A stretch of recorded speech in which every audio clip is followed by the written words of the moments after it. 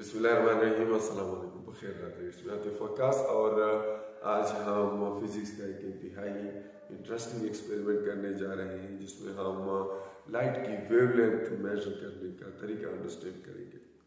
तो इसके लिए ज़ाहिरी बात है, अगर मुझे लाइट की वेवलेंथ फाइंड करनी है तो मुझे मोनोक्रोमेटिक लाइट चाहिए होगी। इसमें सिर्फ एक कलर होगा क्योंकि हर कलर का अपना एक वेवलेंथ होता है और उसके लिए बेहतरीन सोर्स जो है वो लेज़र है। तो मेरे पास लेज़र अवेलेबल है, इसमें मुझे ग्रीन कलर की लाइट मिलेगी और मैं उसकी वेवलेंथ मेजर करूँगा। उसके लिए टेक्निक जो मैं यूज़ करूँगा दैट इज़ डिफ्रैक्शन। डिफ्रैक्शन की डेफिनेशन आप जानते हैं कि when light passes through a very small obstacle, इतने ऑब्स्टिकल जो उसकी वेवलेंथ के साथ कंपैरेबल हो, वेवलेंथ की साइज के साथ करीब करीब किसी ऑब्स्टिकल पे जब लाइट आती है तो ये बैंड हो जाती है और या किसी इंतहाई स्मॉल ओपनिंग से पास होती है तो ओपनिंग से पास होने के बाद जो है दोबारा स्प्रेड हो जाती है। इस फिनोमेना को हम डिफ्रैक्शन कहते हैं और लैब में डिफ्रैक्शन पैटर्न ऑब्टेन करने के लिए हम एक इंस्ट्रूमेंट यूज़ करते हैं जिसे हम डिफ्रैक्शन ग्रेटिंग कहते हैं। डिफ्रैक्शन ग्रेटिंग जो है ये एक ग्लास का छोटा सा स्लैब होता है, एक स्ट्रिप सी होती है और इस स्ट्रिप के ऊपर जो है इंतहाई फाइनली उसमें ग्रेटिंग्स बनी होती हैं। इसमें स्क्रैचेस से बनाए होते हैं साइंटिफिकली एक ख़ास मेथड के ज़रिए, जो नेकेड आई से तो नज़र नहीं आते लेकिन वो इतनी बारीक बारीक लाइनें होती हैं कि वो comparable to wavelength of light होती है। यानी मेरे पास जो अवेलेबल डिफ्रैक्शन ग्रेटिंग है इसमें 1 इंच के अंदर 15,000 ग्रेटिंग्स बनी हुई है, लाइन्स बनी हुई है। तो इसका मतलब ये है कि 1 इंच का जो ग्लास है इसको 15,000 पार्ट्स में डिवाइड किया गया है। अब हर दो लाइन के दरमियान एक इंतहाई स्मॉल स्पेस आ जाती है हमारे पास जो कि स्लिट के तौर पे बिहेव करेगी। जब हम इसके ऊपर लाइट डालेंगे तो लाइट जब उस स्लिट से पास होगी तो बैंड होगी और इस तरह डिफ्रैक्शन का फिनोमेना हम देख पाएंगे। तो मुख्तलिफ स्लिट से पास होने वाली लाइट जो है जब दोबारा आपस में मिलती है after passing this diffraction grating तो वो एक की बजाय कई स्टार्ट में तो लेज़र की लाइट एक जगह पर एक इंटेंसिटी का पीक देती है जिसको हम कुछ ही देर में ऑब्जर्व कर लेंगे। लेकिन जब ये डिफ्रैक्शन ग्रेटिंग से पास होती है तो फिर आपको एक की बजाय कई मुख्तलिफ इंटेंसिटी की पीक मिलेंगे, यानी एक लाइट बहुत सी लाइट्स में स्प्लिट हो जाती है। अब हम इस टेक्निक के ज़रिए से जो है वेवलेंथ ऑफ लाइट अंडरस्टैंड करेंगे। तो थोड़ा सा मैं थियोरेटिकली यहाँ पर बता देता हूँ, फिर हम एक्सपेरिमेंट परफॉर्म करेंगे। इसमें जैसा कि मैंने कहा हमें एक लेज़र चाहिए होगा। मेरे पास अवेलेबल जो लेज़र है दैट इज़ ग्रीन लाइट। तो आपको रेड लाइट अवेलेबल हो, वाइट अवेलेबल हो, ग्रीन अवेलेबल हो। तो ख्याल रखें ये इसकी इंटेंसिटी ज़्यादा होने की वजह से ना ये आंखों के लिए नुकसानदेह हो सकते हैं। तो डायरेक्ट आंखों पर इसको नहीं लगाएं ताकि किसी किस्म की तकलीफ से बचा जा सके। तो लेज़र लाइट मेरे पास मौजूद है। अब यहाँ से जो लाइट निकलेगी वो जब इस डिफ्रैक्शन ग्रेटिंग से पास होगी तो वो यहाँ पर स्क्रीन के ऊपर एक पैटर्न हमें देगी। सेंटर पे हमें एक ब्राइट लाइट मिलेगी, फिर इसके साथ जो है इसकी निस्बतन कम ब्राइटनेस होगी, फिर एक और लाइट, यानी इस स्क्रीन के ऊपर हमें वो लाइट ऐसे स्प्रेड मिलेगी और हमें मुख्तलिफ इंटेंसिटी पीक्स मिलेंगे। जो बिल्कुल सेंटर पे होगा इसे हम सेंट्रल मैक्सिमम कहते हैं, सेंट्रल मैक्सिमम। और फिर ये m is equal to 0, m is order of maximum, यानी फर्स्ट ऑर्डर मैक्सिमा है इसका 1 लिखेंगे, सेकेंड ऑर्डर, थर्ड ऑर्डर, इस तरह। तो यहाँ पर m 0 है, फिर 1 है, फिर 2, इस तरह चलते जाए। लेफ्ट में भी 1 2, अगर माइनस लिखते हैं या नहीं लिखते ये जस्ट आर्डर शो करता है। तो इस तरह की तरतीब होगी। ये अभी आप एक्सपेरिमेंट में देखेंगे। सेंटर वाले का आर्डर 0 होता है।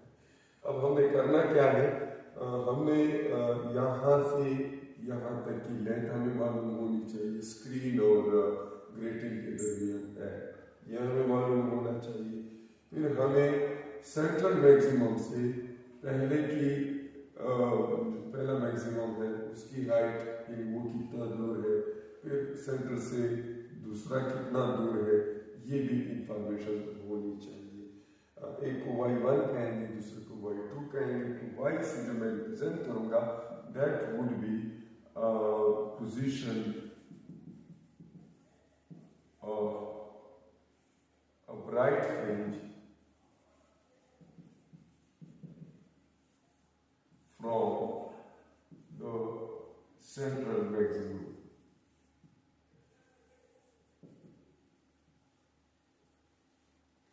y ये इंफॉर्मेशन देगा और l जो है यहाँ से यहाँ तक की इंफॉर्मेशन होगी, separation between screen and the grating. और फिर हमें और इंफॉर्मेशन चाहिए होगी, दैट इज आर्डर, कि हम कौन सी वाई की बात कर रहे हैं। अगर हम वहाँ पहले की मैक्सिमम की हाइट पहले मैक्सिमम की हाइट फाइंड करना चाहते हैं तो वो y1 होगा, दूसरे का y2 होगा, y3 होगा। कुछ ही देर में मैं एक्सपेरिमेंट में परफॉर्म करूँगा, आपको नजर आ जाएगा y क्या है। और फाइनली हमें वेवलेंथ के लिए जो फार्मूला मिलेगा जिसके जरिए से हम वेवलेंथ फाइंड करेंगे, that comes from the undemonstrated experiment and or from the diffraction experiment। और वहाँ पर हमने पढ़ा था m lambda is equal to d sin theta for very small theta, sin theta is almost tangent theta। और अगर हम इस पर्टिकुलर एक्सपेरिमेंट को थोड़ा सा डायग्रामेटिकली शो करें ज्योमेट्रिकली, तो जब यहाँ पर एक स्क्रीन है, यहाँ पर सेंट्रल मैक्सिमम है, यहाँ पर फर्स्ट है, यहाँ पर सेकेंड है, इस तरह, और यहाँ पे आपका जी ग्रेटिंग पड़ा हुआ है, तो ये डिस्टेंस जैसे कि हमने कहा एल है, तो यहाँ का जो डिस्टेंस होगा इस पर्टिकुलर ब्राइट का यहाँ से, इसको मैं y2 कहूँगा, मैं सेकेंड मैक्सिमम की बात कर रहा हूँ, तो ये y2 होगा, ये l होगा और ये कोई डिस्टेंस r। अब हमें चाहिए कौन सा, ये। अब इसका वेवलेंथ के साथ ताल्लुक क्या है, तो अगर हम ये वाला एंगल देखें थीटा, तो ये टेंजेंट थीटा जो है that is y divided by l,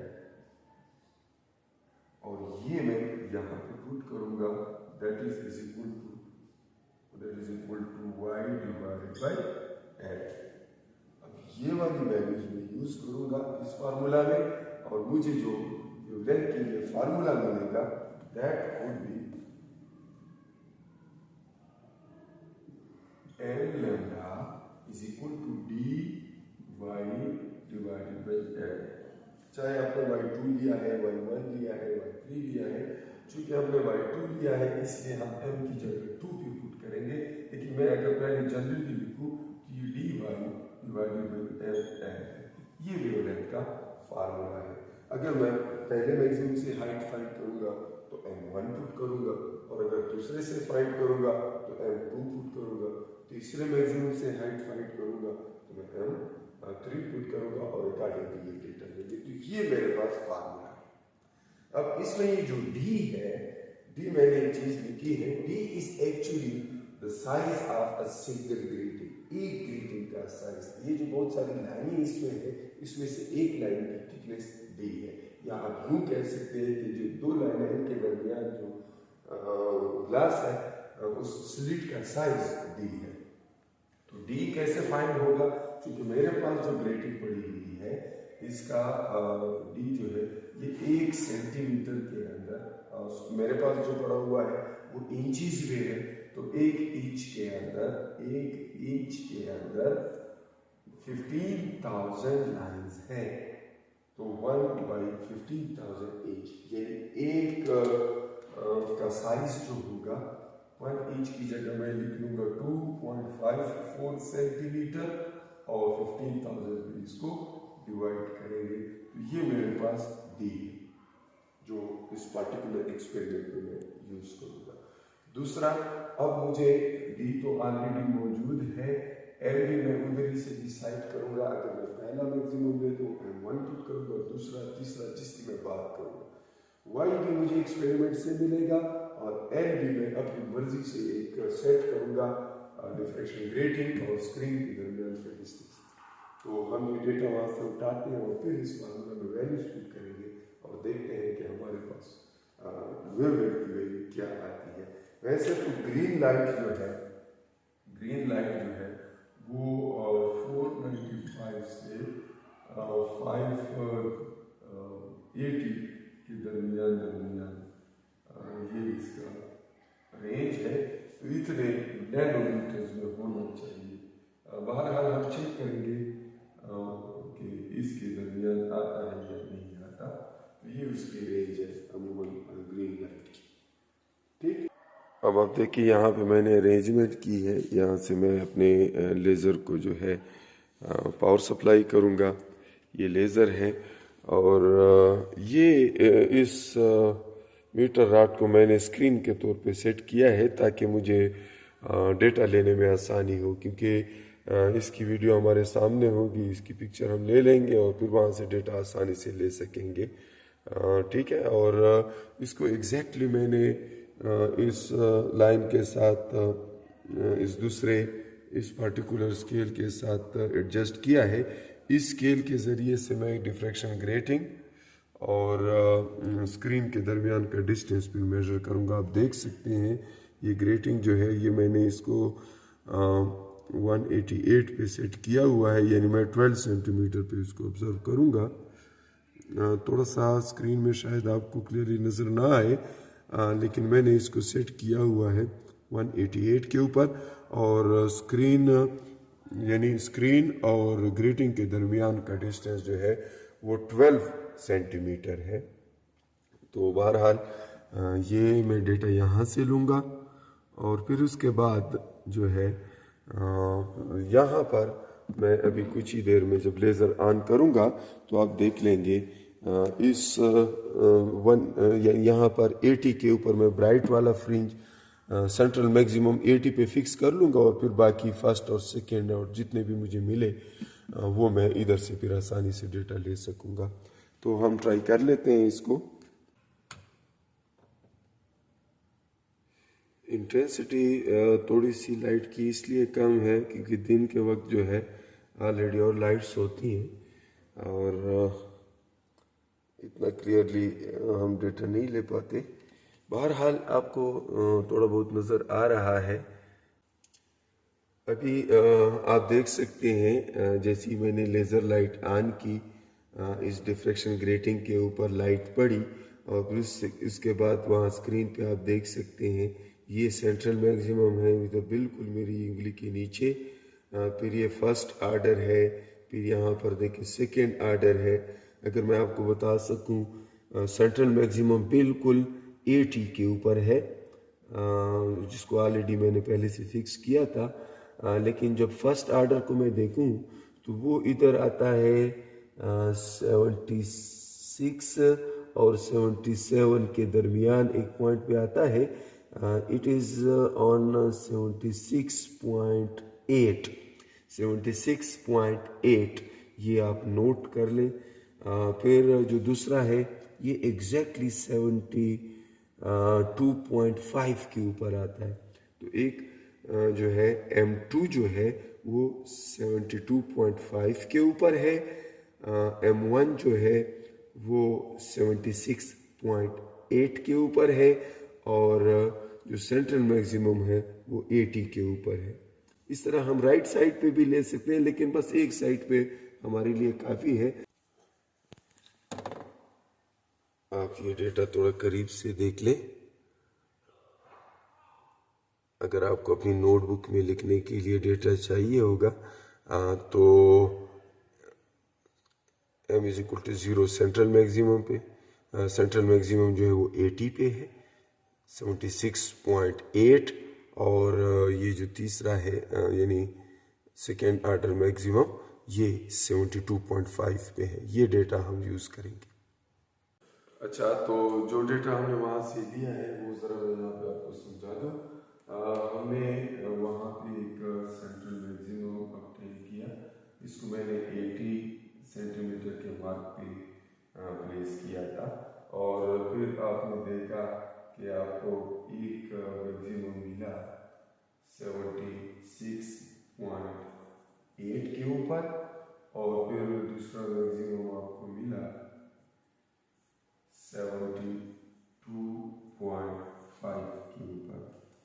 अब अगर मैं यहाँ से y1 की बात करूँ तो y1 मेरे पास आ जाता है इन दो के दरमियान का डिस्टेंस। ये सेंट्रल मैक्सिमम है, ये m इज इक्वल टू 0 है, ये m इज इक्वल टू 1 है, और ये वाला m इज इक्वल टू 2 है।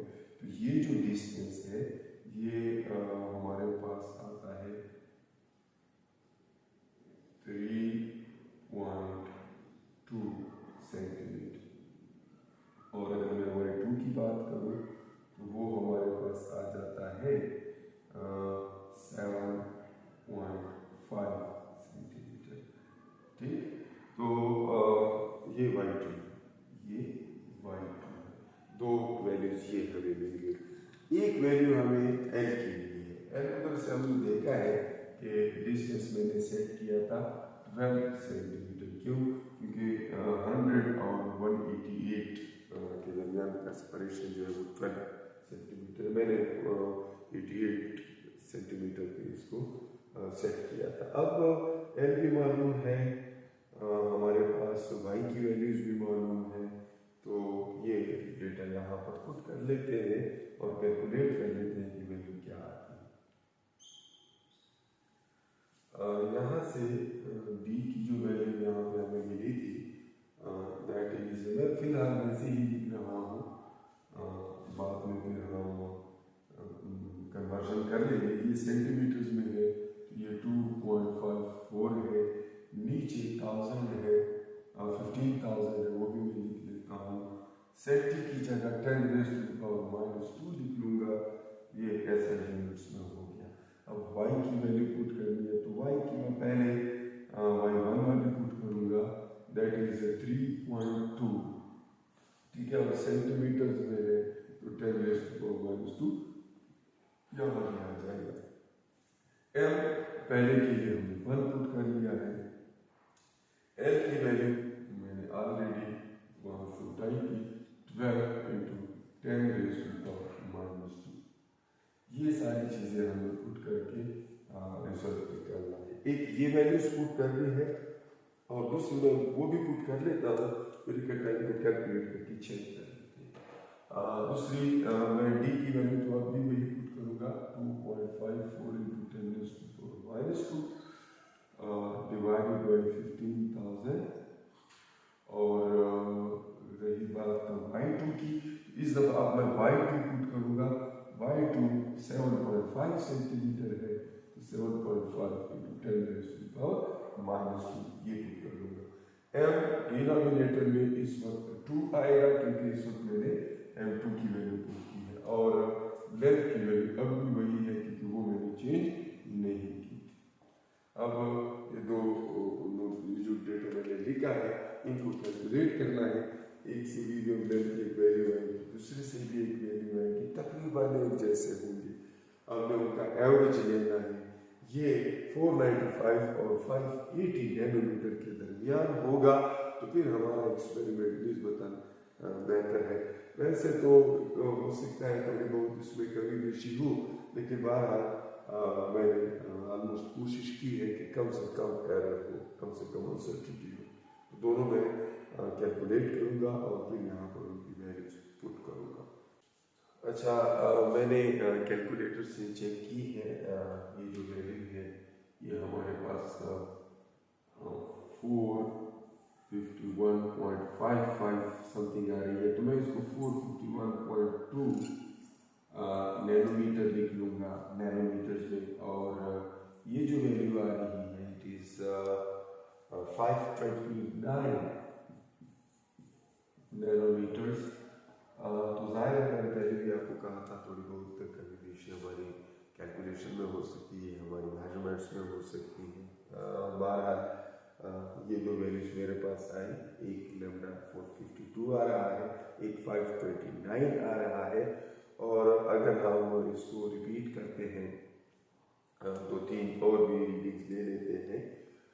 फॉर एग्जांपल तीसरा भी मैक्सिमम मैं यहाँ पर ले लूँ तो उसकी भी कोई वैल्यू आ जाएगी, और फिर हम उन सब का एवरेज ले लेते हैं और उसको wavelength of that particular light मान लेते हैं। सो तक के लिए ये मेरा ख्याल है काफ़ी है, क्योंकि ज़ाहिर है अगर आप फर्स्ट ईयर के स्टूडेंट्स हैं और आपने इसको अपने प्रैक्टिकल में नोट करना है तो आप ये वैल्यूज़ आप नोट कर सकते हैं। और बाकी टेक्निक हमने डिस्कस कर ली है, कुछ ना कुछ यहाँ से समझ आ गई होगी। और तो उसकी बाकी थियरी जो है आप फर्स्ट ईयर फिजिक्स में चैप्टर नंबर 9 में ऑप्टिक्स के चैप्टर के अंदर इसकी पूरी डिटेल मौजूद है, तो वहाँ से आप डिटेल भी देख सकते हैं। और फिर भी अगर आपको कोई क्वेश्चन हो तो आप कमेंट्स में लिख सकते हैं। इसके साथ ही मैं आपसे इजाज़त चाहूँगा। दलो अल्लाह पाक।